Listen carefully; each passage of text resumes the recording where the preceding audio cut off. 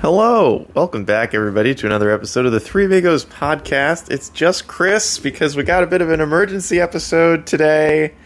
This is a day that I will never forget and a moment that I gotta be honest, I did not think I was gonna get to experience this before I was like, I don't know, 50, because today Vince McMahon announced that he is retiring as CEO from the WWE.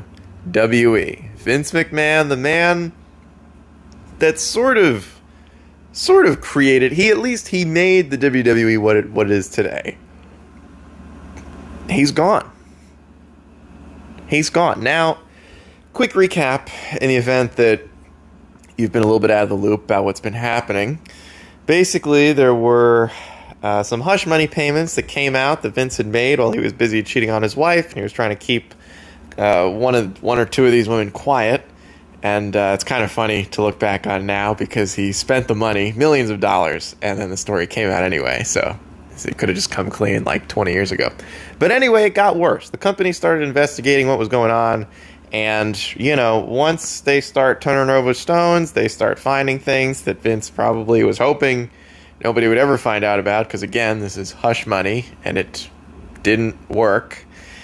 So then it starts to get worse. It starts to come out that there was some sexual harassment, sexual abuse stuff going on. And, you know, I think most WWE fans have known for a long time, a very long time, that Vince McMahon is a piece of trash. That he is a garbage human.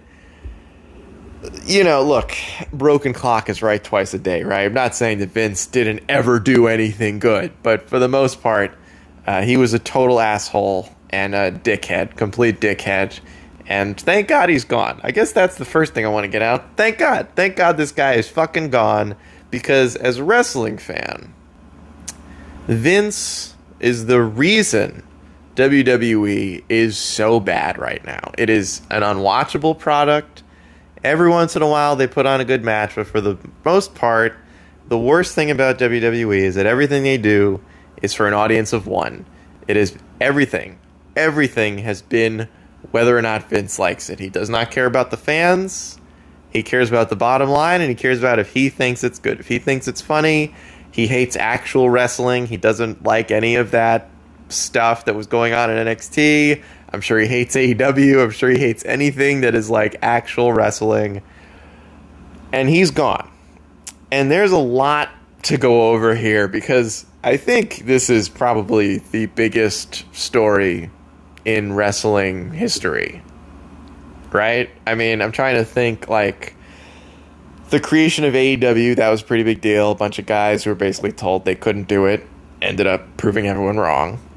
But I think, like, thinking back, and I'm like, if you had told me a couple of years ago that Cody Rhodes would go from founder of AEW to going back to WWE, and Vince McMahon would retire, I would, like, have... It sounds like such a weird alternate timeline. And, like, the Vince stuff is super weird. I mean, not weird from the standpoint of, like, it's WWE, which is, like they are the absolute kings of trying to spin everything into, like, absolutely putting a complete spin on what's actually happening. So they announced this as Vince retired. Now, I think we all know there's a very specific reason why he's gone. It came out also that this decision was basically made a week ago. So they've known for a little bit, and I think they didn't announce it basically because they wanted to try to put people in different positions. And another bit of news is, like, Triple H came back in his old role. There is a lot happening. This story has so much that we need to unpack. One of the things that came to my mind right away is that the way WWE was set up, and I guess I should say the people who were named to take over as co-CEO, which is interesting, Stephanie McMahon, and Nick Khan, who had been kind of angling his way towards that position in general. We'll talk about the significance of Nick Khan and Stephanie McMahon in a little while. So they've taken over. Vince being gone.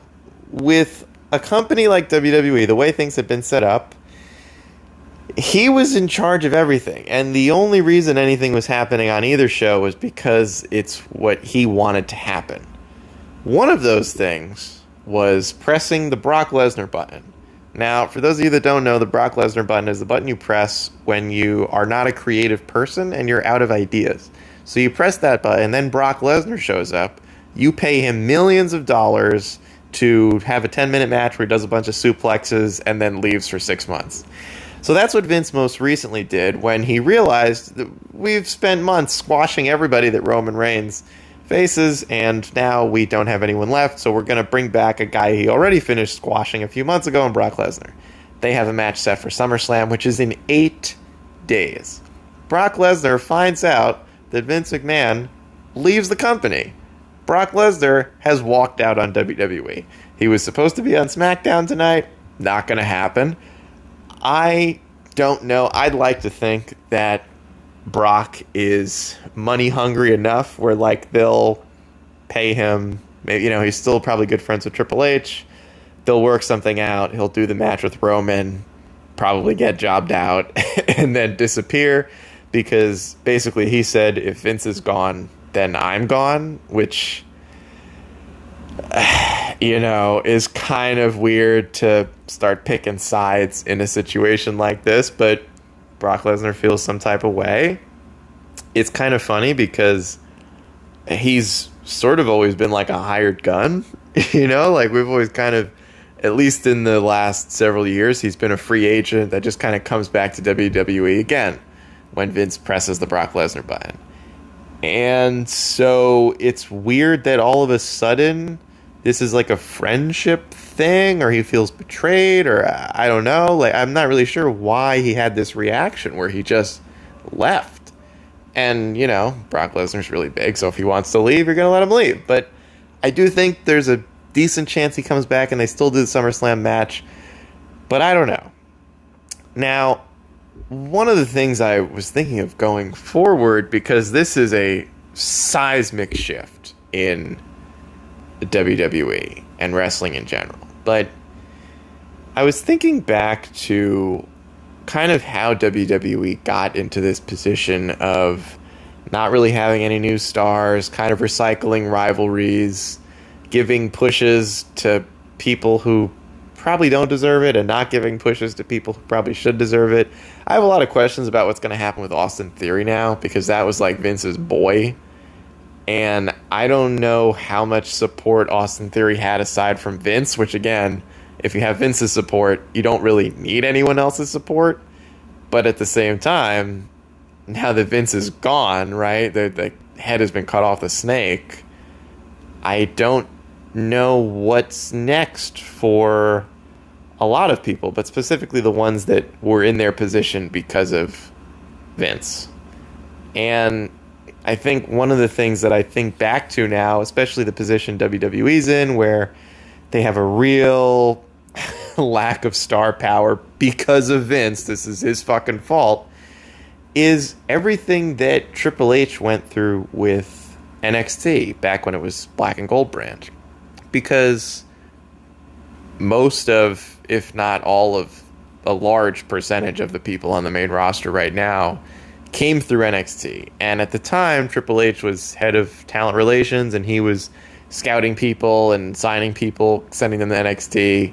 They'd cut their teeth there. They'd eventually get called up to the main roster. Then NXT sort of became its own brand because it was getting so popular. And, they had Johnny and Ciampa.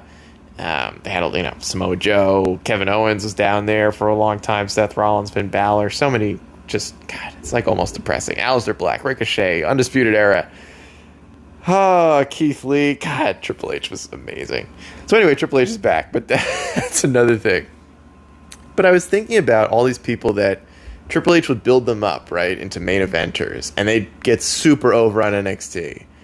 And then Vince would get them, and he'd be like, annoyed that he wasn't the one that built them up, even though, Triple H would, for he would give people months, if not years, to figure out how to get themselves over or what sort of repackaging they needed to do.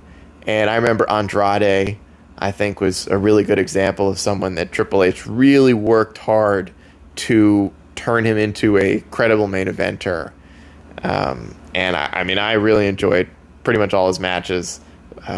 And Triple H did a good job. Same with, Johnny Gargano, who was Johnny and Ciampa, man, they were cruiserweights in the Cruiserweight Classic, and Triple H turned them into two of the biggest NXT stars and champions of all time. He was able to do it with Velveteen Dream. I mean, he was so good at taking these guys who were, I guess you could argue, like, had pretty much been mid-carders or just hadn't been seen by enough people or given enough of an opportunity. He would give them that opportunity. And so they'd get to the main roster and Vince would just be like, who the fuck is this? Like, this guy's 5'9". Like, he doesn't have enough abs, or he doesn't have enough, his biceps aren't big enough, and I don't want him. Give me 10 more matches of Baron Corbin. Shit like that. And it was like really frustrating, because for the fans that followed these guys through NXT, which I get it, that's not the majority, but to see guys like Aleister Black, who I thought, had tons of potential, to see guys like Johnny Gargano, Tommaso Ciampa, Adam Cole just come up to the main roster at different times. Ricochet. How do you screw up Ricochet? Keith Lee. Keith Lee was an open fucking goal. This man was dual champ in NXT, North American NXT title.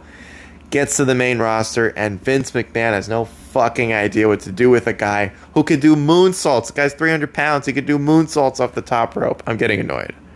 But that's how he ended up in this position. Was Vince just hating his own product, hating the wrestlers that Triple H would be like, hey, this guy's super over. Here's the next big superstar. And Vince would be like, this guy, I can see over the top of his head. Forget it. He's never going to get over. Even though, like, Rey Mysterio, Chris Benoit, like, holy shit, man, not everyone needs to be 10 feet tall to get over. I fucking hate Vince McMahon, if you can't tell. This is like one of the greatest days of my life that he is gone. Aside from the fact he's a piece of shit person, he is such an idiot when it comes to, like, his lack of ability to build new stars and just fucking dragging Stone Cold out of retirement. He's trying to get The Rock to come face Roman Reigns, making The Undertaker wrestle till he's like 80. I mean, Jesus fucking Christ. How many times Brock Lesnar, Roman Reigns? So, I think now that Vince is gone, and God, part of me wishes this had happened before Adam Cole and everybody from NXT left, is that Nick Khan is co-CEO, and Nick Khan, at least for his time in the company, has sort of just been a numbers guy. He's just been bottom line, who's making money, who are we using, who are we not, how much money is everybody making, deciding who gets cut, who doesn't, that kind of stuff. So, I don't really think, if you pressed him, I don't think Nick Khan cares about wrestling. Now, Stephanie McMahon, the co-CEO, might care a little bit more. And the only reason I say that is because of Triple H.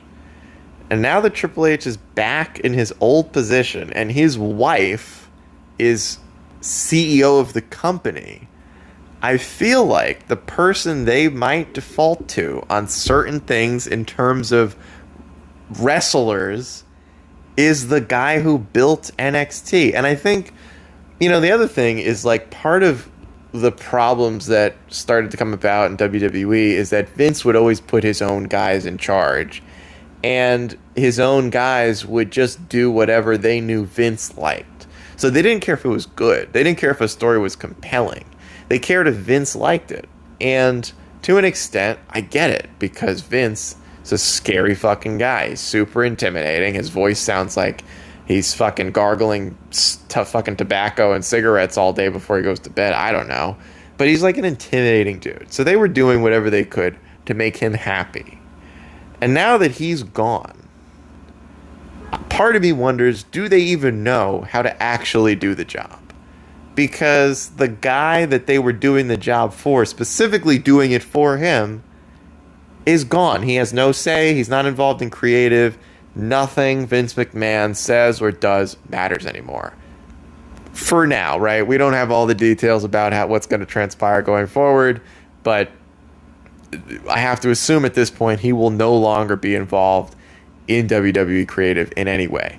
The people currently there, like Kevin Dunn, who makes like $4 million a year for no fucking reason, to like tell people to do a million camera cuts every single time something's happening on TV. Like, I wonder if, you know, if some of these people start to get pushed out now, because you're going down that balance sheet and Nick Khan's looking at like, why the fuck are we paying Kevin Dunn this much money? What does that guy even do? We can't get some person in here to pay them half as much to do the same fucking thing. I just wonder, like, there's so much that, you know, will Paul Heyman have a bigger role in creative now that Vince is gone? Because Paul for a long time was kind of like the Vince whisperer. Like, he would know how to sort of say things and phrase things in a way that he could get them done, you know, even though he had this big idea for like, give me Ricochet, give me Andrade, give me Aleister Black, put them all on SmackDown. Buddy Murphy. Paul was a huge Buddy Murphy fan.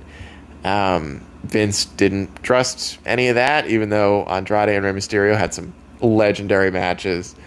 But, you know, it just didn't work. Vince has his own ideas, and they usually always seem to fall flat. I wonder if Paul Heyman gets a little more say now. I mean, I feel like they're going to look to Paul because he had such a great run with ECW. I wonder if they're going to look to him because, like, let's be real. Does Nick Khan have any idea? Like nobody involved right now has that much of a grasp on the pulse of how to build superstars and book feuds other than the two guys who are not in charge of the company, Paul Heyman and Triple H. Could you imagine if this same story came out and they were like, Paul Heyman and Triple H have been named co-CEOs? We'd be doing backflips. Like, we'd be building fucking statues. We'd be like, holy shit, WWE, full 180, we are back. And I think, like, okay, maybe this isn't going to be a full 180. But this is some movement because, you know, Frankie and I, we've been into wrestling now for a while. We got back into it. And the worst thing that we kept running into was like, dude, WWE is unwatchable. It is a bad product. It's made poorly. Everything's presented poorly. It just, you know, every once in a while some guys would break through, but a lot of the times we felt like, man, you know, certain guys just are not going to get an opportunity because of Vince, because of he's this goddamn wall that, like, he just doesn't care. I remember thinking, like, it has got to pain Triple H to see guys he spent years building up. Adam Cole, Undisputed Era, Pete Dunne, like, building up those guys for years. And then seeing what happens to them when they get to the main roster. Like, seeing Pete Dunne is Butch now. He's a fucking lackey. The longest reigning UK champion until Walter came along. The longest reigning UK champion ever for NXT. He's a Sheamus's bitch boy now. Like, that's the kind of shit Vince would do. And it would drive me and Frankie nuts. It would drive us crazy. It was so frustrating as a fan. Also because you just feel like your time is being wasted. Like, you'd get invested even in some main roster stuff. Like, you remember the Roman Reigns stuff at the beginning where there was this, you know, Jimmy and Jey Uso, like, are they actually going to join him? Are they going to eventually turn on him? Like, you know, how is this all going to work? And then eventually they just became his lackeys and Roman just squashed everybody. And don't get me wrong, I love this version of Roman Reigns. I think he's awesome. But, you know, this has been talked about for a while now. They've reached a point where it's not so much who's going to beat him, it's please get the title off of Roman Reigns. And Would we be there if we had someone at the helm who was looking farther ahead? Say what you want about long-term storytelling. Sometimes you run into injuries and these stories take even longer or they get dropped completely. But the problem with Vince, there was never a vision. There was never a long-term vision. And sometimes that worked, but most of the time it didn't. And as a fan, it's incredibly frustrating to watch stuff that just all of a sudden gets dropped out of nowhere, never gets brought back, never gets referenced again. They treat you like you're an idiot. And they did it here too. And Stephanie comes out and she talks about Vince like he retired just out of the blue. Who could have seen this? And you know, one of the things that crossed my mind was like, wow, what a fucking coward Vince McMahon is. Because when this story first broke, he came out, acted like everything was fine. And then when things started to get hot and walls started to close in, he retires from the company he built, and all of a sudden he doesn't want to be on TV anymore.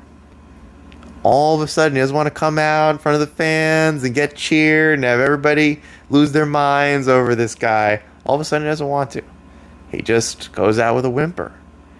And it's bizarre that we are now in a post-Vince McMahon world. There were so many things he did wrong. Like, so consistently. And, you know, they changed Raw to TV 14. Who knows if that's going to do anything. Again, that seemed like a bit of a panic move. They're just trying anything. Vince was super well known for panic moves. Vince screwed up so many things. Judgment Day seemed compelling, and then Edge quit Judgment Day because he said Vince wanted to turn into some weird supernatural thing. He did that with Finn Balor, the demon form of Finn Balor, which he gave some weird revival abilities to during a match with Roman Reigns, where then Finn lost to God or something. Most of the shitty things in WWE can be traced back to one person. And that one person no longer runs the company, no longer has any say. And guys like Triple H, Paul Heyman, maybe their voices get a little bit louder now because they don't have to worry about Vince McMahon. And the guys who were his lackeys, like Bruce Pritchard, they don't have anyone backing them up anymore because Vince is gone. And the people in charge could unilaterally decide to replace people like that currently in creative with people that Triple H maybe thinks are better for the job. And I'm excited to see that, but this is weird. This is weird because, you know, I grew up a wrestling fan and Vince was always in charge, and him and Stone Cold back and forth all the time, one of the greatest rivalries in wrestling history. And it's gonna be strange that he's gone, because a lot of us thought, to be completely honest, we thought this day would not come unless he died. Like, it just seemed like Vince was the kind of guy who was never going to retire, because there were plenty of bad things that he did, plenty of things he got in trouble for, and he never stepped down. And I remember when this story first came out, and then it got a little bit worse, and I hit up Frankie, and I was like, dude, Vince has to go. This is not going away. And a company like WWE that pushes all this anti-bullying and the holier than thou, like they want to tell everyone what a great organization they are, you can't have this guy in the company. You just can't. You can't say all that stuff about how progressive you want to be and then have Vince McMahon running the show.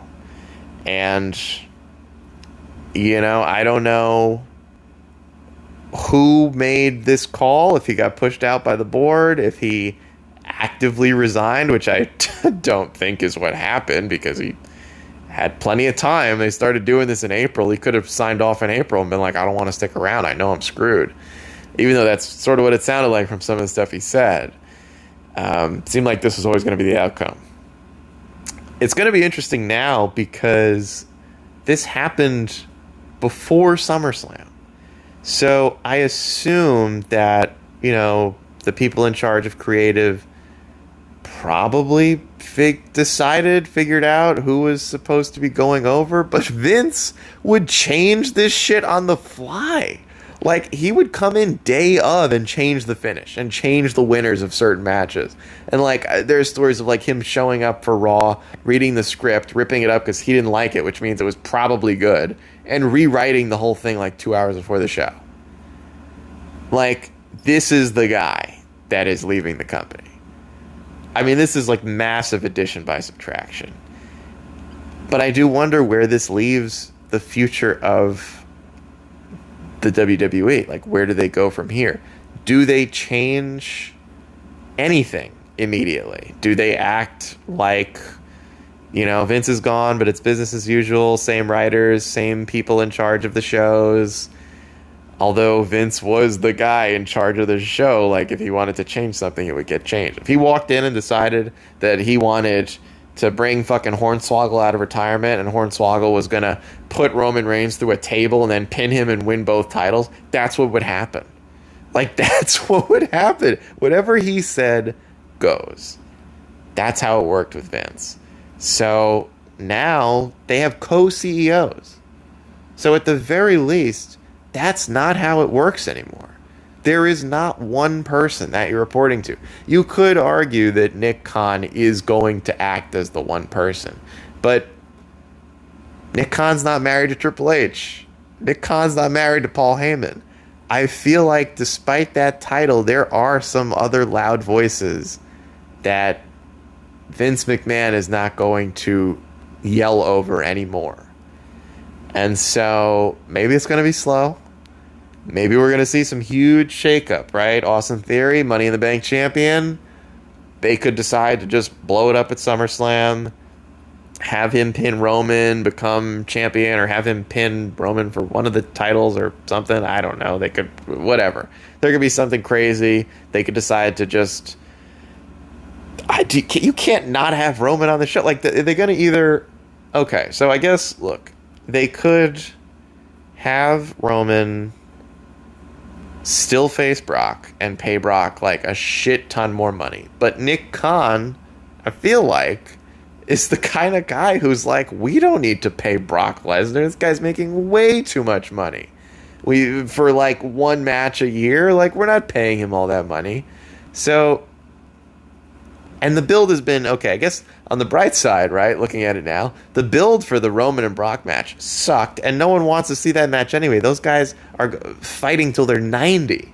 Like, if this saves us from the Roman and Brock match, the only thing I can think of is that they hold some sort of thing on Raw to name a number one contender, and then on SmackDown they do a fucking one-show build to face Roman at SummerSlam. I really am not sure. I mean, you could do Roman Seth. Those two have great chemistry. You could do Roman AJ. Like, they have options for people who could be the number one contender. You could do Roman Edge.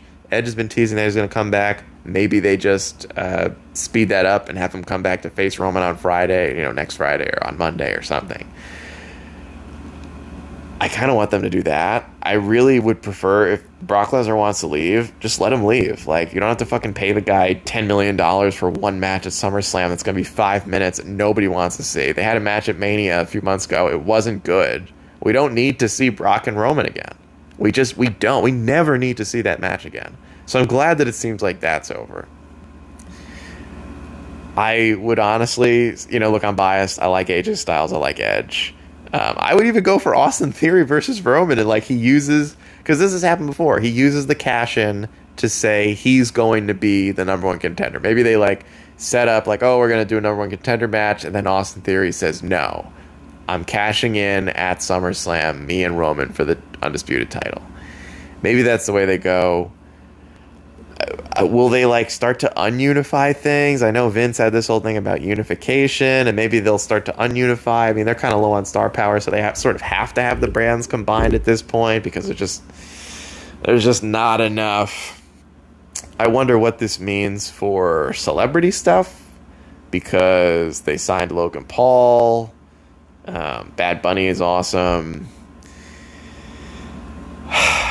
they're doing Pat McAfee and Baron Corbin at SummerSlam. Don't know why that's a SummerSlam match. Sasha and Naomi, they left the company because of Vince, because of how dumb he was when it came to booking stuff and how irrelevant he made certain titles feel. I mean, going back to WrestleMania, the U.S. title, Intercontinental Championship, not on the show. WrestleMania is 2 days long. How they didn't find time for those matches to be on the card is insane. And then it got to the point where he had two people leave, two incredibly talented wrestlers leave the company because he doesn't know how to fucking book his own titles.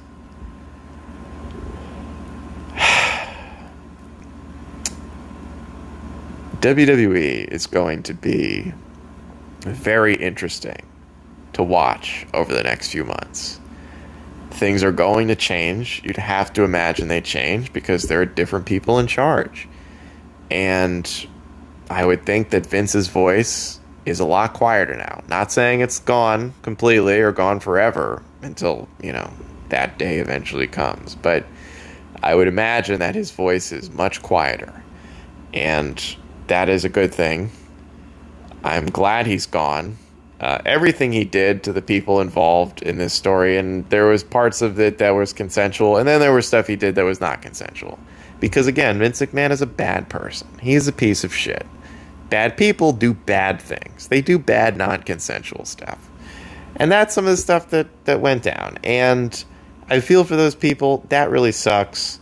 Yes, they got money out of it or whatever, but the stuff that he's accused of is like really gross. And I'm glad he's gone. I can't believe he's gone. This does feel like a dream. I'm not gonna lie. Part of me worried that I'm getting worked. Worried that Vince is gonna show up at SummerSlam and pin Roman Reigns and pin Austin Theory and do a mega turn and crown himself new champion or come back at the fucking Royal Rumble or something. I don't know. This is it's kind of crazy, and I think as a fan, it hasn't set in yet. I don't know when it will. Vince is the one that wanted to redo NXT. There's so much fucking damage this guy did to his own product. It's insane. NXT 2.0, which is terrible.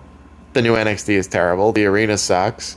There's so much he did wrong. He made the company a lot of money. That is mostly because he kept releasing people. So by default, their profits went up because they're just not paying as many people anymore. So does that really count as making your profits go up if you're taking people's jobs away? It's it's sort of artificial, but whatever. He did invent WrestleMania, so I guess nobody could have done that, even though it was becoming a really bloated show. I wonder if there's people that won't come back to WWE now that Vince is gone, like The Undertaker, or maybe we really never will see Brock Lesnar ever again. There are people that really like Vince McMahon, and I wonder what this does. I feel like it's going to have a more positive effect in the other way, that there are people who will come to WWE now because Vince isn't there. And WWE for a long time sounded like a really horrible work environment, except for NXT. Everybody loved NXT and they never wanted to leave. You imagine getting a promotion and not wanting the promotion because you're so afraid of how awful the new boss is. People wanted to stay in NXT and make less money so that they wouldn't have to go to the main roster. Ciampa threatened to retire before he would go to the main roster. Eventually went to the main roster, and what happened? Ruined immediately. It's impressive how fast Vince would ruin these guys. And now he's gone. Vince McMahon has been fired from WWE. Today is a good day. This has been Chris of the Three Amigos podcast. Thank you so much for everybody for tuning in. I'll talk to you guys in the next one. Peace.